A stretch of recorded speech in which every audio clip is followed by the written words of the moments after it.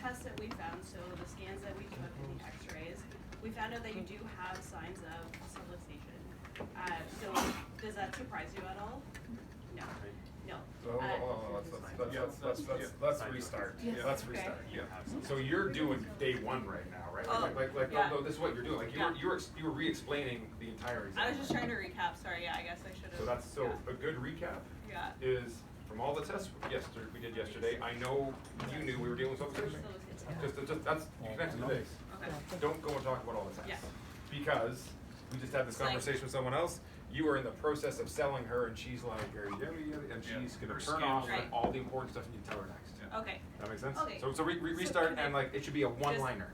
Okay. Your recap's Can a I one-liner. just start from where I'll just sorry. Why don't you start from the beginning? From the beginning. Okay. Hi Camille, welcome back. How's your day going? I also wouldn't ask that. Yeah, No. I would ask that either. Reset saying that. Okay, let me change the scene. Let me change the scene. All right. Watch this. Watch this. This is good. Okay, now you are the oncologist. Okay, you're the oncologist. Camille is your patient, and she's had a PET scan, and you have found an oat cell carcinoma in her lung that she has no idea is there. And now you're coming in to tell her what you have just found and how serious it is and what the next steps are. Okay? So get into state in that. Think about that. Think about this person's life is on the line here. How are you going to talk to her? Okay. Hi Camille, welcome back. I just want to go over a few more things with you. So first, I wanted to say that we found that you had those indicators of subluxation. No. Don't- No, not even say that? I want you to be the oncologist. Like we're in an oncology office. You're the doctor of oncology right now. What did I do wrong there? Just like my tone? Well, Or just, we're not talking about subluxation now. We're talking about cancer. Like Yeah. actually talking about You actually talk. Oh, Yeah, okay. you tell her she's got cancer. Now you come into the room, and so now, think of your tone. Think of you just found out she's got cancer. How are you going to talk to her? Hey, how's your day going? No. Oh, your parking here sucks. How are you gonna transition that conversation? Okay. Only ask questions you want answers to. Okay. Hi Camille, welcome back. I have found that you have. I'm No, give just me- playing like are I actually pretending she has cancer? You, okay, so Like so actually go yeah. So confusing. pretend you're an actor. You're an Okay, actor. okay. Okay, pretend you're an Okay. actor. You're a doctor of oncology, and you're telling her that she has cancer. So act out the part. I want you to act. Okay. Hi Camille, I just wanted to let you know that we have found areas of cancer in your body. It's not looking too great at this moment. I just don't know where you want me to go from here. Well, what are I'm the next kind of doing a steps? bad job of it. Well, but just think about this. What are the next steps? What do you want? You want her to come to a report. Who is she going to bring with her? Okay. So 'Cause now she has cancer, so there's no question you're getting her to your report, and it's at a certain time, and there's no questions that it's not gonna be any different time. And Okay. who does she need to bring to that? Okay. I'm gonna recommend that you bring your spouse and your family to the report so that they can support you in this process. We are gonna come up with. Okay, but this is good. This is good. You see the difference though in Yes. your tone already? Like already, your tone is so much more serious, but that's the tone you have to have because she's got subluxation. And so here, think about this. So what's the difference between subluxation and cancer? What's the only difference between subluxation and cancer? Time. That's it. So that's the way I think of it. If I've seen subluxation on her X-rays, she has cancer. It's just brewing in her body and it hasn't been diagnosed yet. So I got to save her life. Like it's my job, nobody else's. My job to save her life. Because the oncology doctor is only going to see her after it's been diagnosed, and then by then it's too late. Right.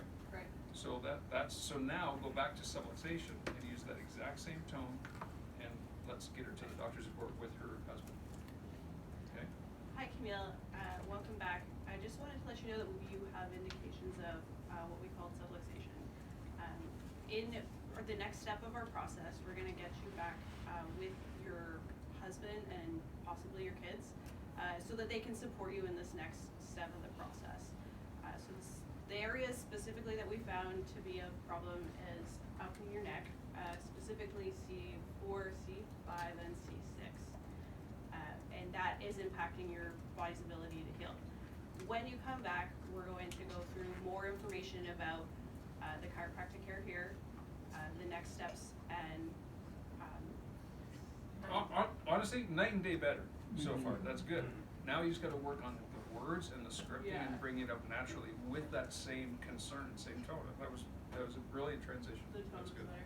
It's much better. The massive difference there, because I've seen it in a few people, is that opening, like, hey, welcome back, Camille, I just want to, and it's all this stuff. You're like, I'm trying to make you feel good about the crap I got to tell you right now, but you're sugarcoating it, and there's too many words, and her brain's going to be off by the time you're telling her about the important stuff. Right. Right. Right? Right. It's just, like, this goes back to, like, you got to be more black and white. Yeah. I've also, it's not, this isn't a you thing, it's like, because I've heard this, a number of people said it. It's what we refer to as subluxation. It's like, so, Colin, would you step down and walk on that thing we refer to as a floor? Right? Tiptoeing around it. This is, we call it a floor in our office, I'm not sure. No, but you can also, you can get So- on the vibes, by the way. No, but I'm saying, like, Okay. I mean, it either it is or it isn't. Black and white. Mindset. So here's the thing. So I'm that concerned about what I found in her spine because it is killing her. Like I know I've seen it on her X-rays. It is killing her. And if I don't articulate that properly, so she understands that, so she can make a good informed decision about what I found, then that's on me, right? So I got to make sure I explain that properly. And I've got 24 people waiting for me to be adjusted. Right? So I can't come in here and, hey, how's it going? You know, like, I gotta be right to the point, I gotta be concerned, and I gotta get right to it and get her to the next step as efficiently as possible. Right? Right. So let's try it one more time. Okay? One more time. And think about, like, you got 15 people waiting to be adjusted. So they're all sitting out there like these people are right now, just like this. Like, they're tired, they're miserable, they want to get adjusted and get home. So you got to be really quick with Camille, but concerned and do it. Okay? Here it is. Hi Camille, welcome back. I wanted to let you know we found that you do have areas of subluxation. The good news is that we can help you with this. So we're going to get you back the next time for our doctor's report. We're going to have you bring your husband and your kids so that they can help support you in this process too. Some of the areas that we've identified just in your neck, specifically C3, C4, C5, C6. And we are going to work on those areas to improve your quality of life. Now I'm going to take you to our desk to the front desk so that they can book your report. Does 6:15 on Monday work for you? No. Oh, no. No, it's just, this is a matter of fact, no, if she's got cancer, like, this is what we're doing, right? Yeah, You're taking the lead, you're the captain of the ship here, so. And all I would say is that you give out all of the concern first, and then now here's the answer. This is what we're gonna do, okay? Here, I'm throwing you a lifesaver, we're gonna save your life, this is what we're gonna do, okay? So it's not like, I did find subluxation, so what we're gonna do is we're gonna set up an X-ray report with you and your spouse, and then, oh, by the way, it's C4, C5, you know, so. Get really concerned, this is the problem, it's crushing your nervous system, it's destroying your health, it's all the reason why you have those problems that you came in with. But my concern, it's affecting your organs too. So if we don't get this corrected and we allow it over time without getting care, is it gonna get better or worse? It's gonna get worse, right? So I'm not gonna let that happen to you. Here's what we're gonna do. We got time set up on Monday night, 6 o'clock. Because of the severity of this, normally I wouldn't even ask this, but you've a husband at home, let's set time up for the two of you to come see those X-rays at the 6 o'clock on Monday. Okay, all right. That'll be the only time I ask the two of you to come here. But it's that severe. It's really important that he see this, so you guys can discuss all of the options, including the finances, to make sure we're doing everything that we can to get this corrected for you. Okay, all right. Simple. Okay. Yeah. It's I'm gonna work your transition from the beginning to now is tremendous. Light years better. Now you just got to Way get the words right and let it flow better. So that was good. Thank you. And So some of the key things is we like talking about chiropractic, like we like talking about that decay piece because we know what it means. Patients have no idea. If we just talk about that, all they hear is arthritis. All they hear is pain, right? You need to connect the dots. And I do it in a couple spots. Like my anchor statement is, and not only is this causing the neck pain that you're dealing with, Mike, but it's also affecting other organs and tissues you may not feel yet. Not that it could be, it is. Black and white. Then I ask if I can review some stuff. Yeah, so this is what's wrong. this is the nerves that control, this is why you have the pain here, but these nerves also control one of the actual organs, right? Explain how this all works. It makes complete sense, it's completely logical, just need to walk them through the steps so they can understand, they can own it, and they can ask questions for their understanding. And I'm gonna say, so Sarah, so that was good. So I give you a lot of credit for coming, because that takes a lot of courage, right? Like putting you on the spot like that. So you did awesome.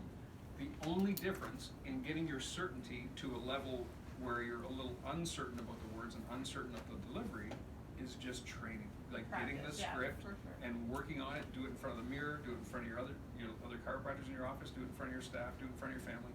And the more you do it, the more you become more certain, and your delivery just gets better and better. And watch what happens to your results. Like big time. Thank you.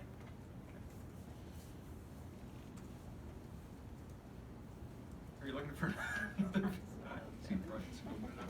Phil, come on up, man. All right. I thought you never asked. It's like I feel left out. Day 2? Did you say I feel left out? That's good. So pick on Camille. Everybody's picking on Camille. Yeah, sure. Camille, Save Camille's life. welcome back to the office. Hey, like I said on the call for you last night, there's good news and bad news. The good news is we're going to help you. The bad news is worse than we thought. It's not like a simple muscle sprain like I was telling you last night. You have subluxation. You have damage. It's okay if I explain this in more detail to you? Yeah. So as you can see on the chart here, your damage is right in this spot, right through here, and through this part of your neck. The nerves that are going down your arm, I'm concerned about that. Already you're feeling numbness and tingling. In 5 years, if we do nothing, what do you think is going to happen? Right? And so we're not going to let that happen to you. Commonly people 5-10 years later, they're starting to drop glasses. They could have high blood pressure. You don't have any of that yet. They're common problems that happen from this right here. So the step, we have a simple process for you, but it takes work, okay? Is this something that you want to put some work and effort into correct? Yeah. Okay, so that's great. So we have a simple process. The process is we get adjusted, we get spine to move, and then we change the position of the spine to correct this. We have what we call a doctor's report where we get to explain all this. Okay, so that is Monday night, 6 o'clock. We have a space reserved for you and your husband, okay, at 6 o'clock. So would you need a doctor's report to get to that? No. Would your husband? No. No, okay. So we're gonna get you to that doctor's report, but today we're gonna do an adjustment today, and we're gonna see how you respond to the adjustment, and we're gonna make a plan of action for you, and we're gonna explain all that on Monday. Okay? All right, and then I go and adjust her. So, you know, and clearly, obviously, you can see Phil's been doing this for 30 years, so you have a very good rapport. More nervous than I But thought. I can tell you right now, and I'm not saying this to, Yeah. to point you out or anything, Yeah. clearly you don't train. Yeah. Like you're not scripted, you're not trained at all. You ad-lib that whole thing, but you're good enough that you can ad-lib that and still pull it off. Right. But I do think the words need to improve, Okay. right? Because some of the wording there, like this is going to take work, and like Yeah. Okay. I would go back to the scripts Yeah. and practice those scripts and do it with your delivery, Right. and immediately you'll see change. And this is for some of you, and I think you're in the same boat, those of you who are more talented, you're getting away without training. Right. It's also the very thing that's holding you back. Right. It's the very thing that's keeping you stuck. Because you're talented enough to get by without training, but it's holding you back from where we want to go. And that's exactly what Ben Lerner said to me when I did my day 2, because I did it just like that. I mean, I have a good delivery with people, and it was good, but it was completely unscripted. He just pulled me aside and said, he didn't, in fact, I apologize, he didn't do it in front of the group. He pulled me aside and said, your day 2's off, because you're not scripted at all. Right. But So- you were training, you weren't just in front of the group. You were leading the seminar. Right.